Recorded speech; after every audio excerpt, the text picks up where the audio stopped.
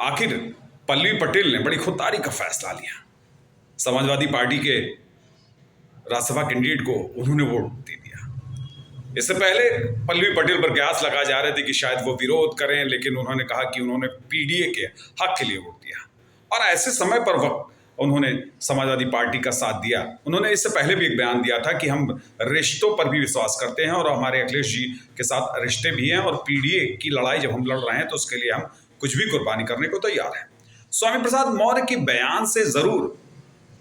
और उनकी पार्टी बनाने से अखिलेश को जरूर झटका लगा होगा,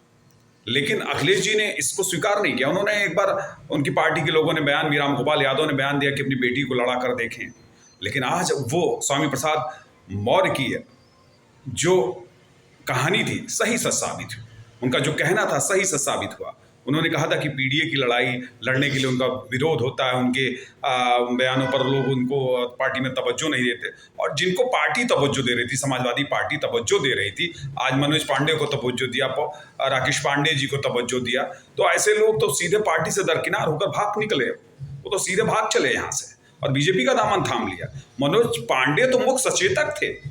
आखिर कब समझ में आएगा समाजवादी पार्टी को। अभी उन्होंने जो राज्यसभा में जो दो कैंडिडेट उन्होंने खड़ा किया है वो तीसरे तो पीडीए का हिस्सा है, लेकिन दो कैंडिडेट तो एकदम उसी क्लास के हैं जिस क्लास के लोग पार्टी छोड़कर खाली वोट लेने, टिकट लेने आते हैं और पार्टी छोड़कर भाग लेते हैं। ये होना ऐसा होता है, इसलिए लोकसभा चुनाव पर अभी भी सोचे ना, संकोच ना करें अखिलेश यादव। अभी भी पीडीए के समर्थन में अगर लड़ाई लड़नी है तो पीडीए के ही कैंडिडेट होने चाहिए, अन्य अतिरिक्त को आप टिकट देंगे यानी 85 को टिकट देंगे तो लोग साथ वो आपके साथ रह सकते हैं, 15 तो हमेशा भाग लेंगे और ये 15 की लड़ाई का वोट, थोड़ा सा वोट बटोरने के चक्कर में, थोड़ी संपत्ति सहानुभूति बटोरने के चक्कर में आप टिकट देते हो और आखिर क्या होता है कि जब आपके ही दामन पर लोग झटका देकर चले जाते हैं। बिहार में भी ऐसा ही हुआ है और ठीक उल्टा उत्तर प्रदेश के अंदर। इसलिए अभी भी चेतने की जरूरत है। स्वामी प्रसाद मौर्य से करबद्ध करके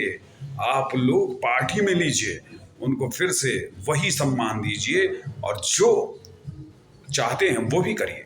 क्योंकि वो जो लड़ाई लड़ना चाहते थे असलियत की लड़ाई थी और असलियत की लड़ाई यही है जो पल्लवी पटेल और स्वामीनाथन मौर्य चाहते हैं। अगर उनको भी अगर स्वामी प्रसाद मौर्य और खास करके सबसे बड़ी बात है कि पल्लवी पटेल को अगर बदलना होता तो इस वक्त बदल सकती थी, लेकिन उन्होंने ऐसा नहीं किया क्योंकि वो अपनी साख से समझौता, अपनी लड़ाई से समझौता नहीं कर सकती। वो सिद्धांतवादी लोग हैं, इसलिए सिद्धांत में। एक बड़ी अच्छी खबर आजमगढ़ से आ रही है कि आजमगढ़ में जो बसपा के पूर्व सांसद थे गुड्डू जमाली साहब, वो चूंकि जिन्होंने धर्मेंद्र यादव को चुनाव में पटकनी नहीं दी, लेकिन चुनाव में बुरी तरीके से उनके खिलाफ लड़े जिससे निरहुआ सफल हुए, लेकिन अब ये खबर आ रही है अंदर खाने से कि गुड्डू जमाली भी समाजवादी पार्टी का दामन किसी भी वक्त थाम सकते हैं। तो सही है कि ऐसे लोगों को साथ लीजिए कि जो असलियत में आपकी लड़ाई का सहभाग बने, आपके लिए